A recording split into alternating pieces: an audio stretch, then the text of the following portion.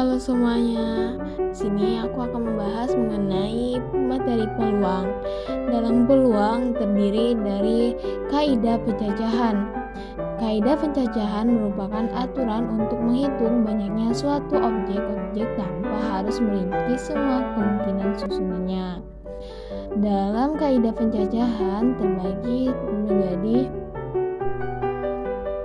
aturan perjumlahan dan perkalian, faktorial, permutasi, dan kombinasi. Nah, kita akan membahas mengenai aturan perkaliannya terlebih dahulu. Dalam aturan perkalian berbunyi sebagai berikut. Jika kejadian pertama dapat terjadi dalam M cara dan setiap kejadian pertama diikuti oleh kejadian kedua yang terjadi dalam N cara, maka kejadian pertama dan kejadian kedua tersebut secara bersama-sama terjadi dalam M kali N cara. Nah, untuk lebih memahami materi ini, kita bahas contoh soal berikut. Pada suatu kelas akan dibentuk sebuah kepengurusan yang terdiri dari satu ketua kelas dan satu sekretaris. Ada beberapa kepengurusan yang mungkin terbentuk jika ada 5 calon ketua kelas dan 6 calon sekretaris. Dari soal tersebut kita mendapatkan informasi mengenai yang pertama, ada 5 calon ketua kelas yang kita misalkan dengan M, dan ada 6 calon sekretaris kita misalkan dengan N, sehingga kemungkinan kepengurusan yang mungkin terbentuk sebanyak 5 kali 6 sama dengan 30 kemungkinan. Nah, selanjutnya kita akan membahas mengenai aturan penjumlahan. Aturan penjumlahan sendiri berbunyi yaitu jika kejadian pertama dapat terjadi dalam M cara dan kejadian kedua secara terpisah dapat terjadi dalam N cara, maka kejadian pertama atau kejadian kedua dapat terjadi dalam M tambah N cara.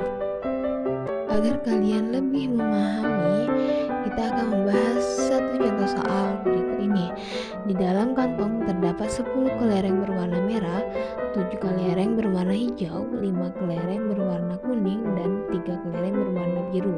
Berapa banyak kemungkinan untuk mengambil satu kelereng warna merah atau warna hijau atau kuning atau biru?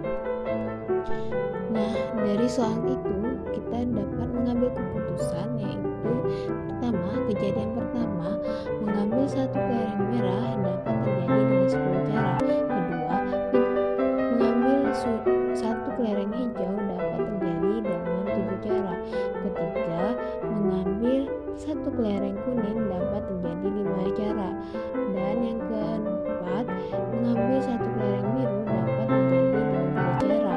Sehingga banyaknya cara mengambil satu kelereng warna merah atau hijau atau kuning atau biru adalah 10 ditambah 7 ditambah 5 ditambah 3 sama dengan 25 cara.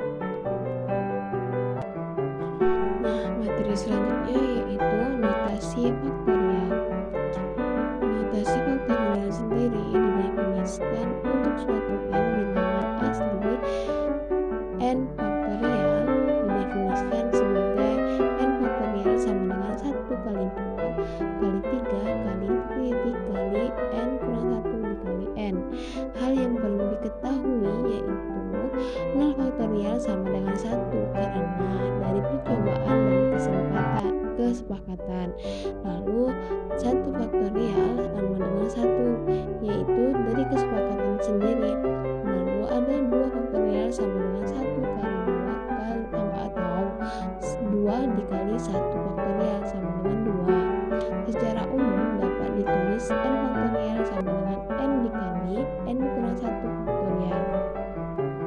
Nah, seperti yang sebelumnya, kita akan membahas satu soal yang akan membuat kalian memahami materi ini, yaitu hitunglah 5 faktorial.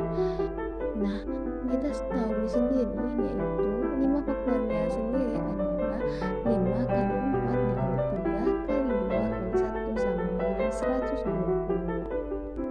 Nah, itulah penjelasan materi saya mengenai kaidah pencacahan dan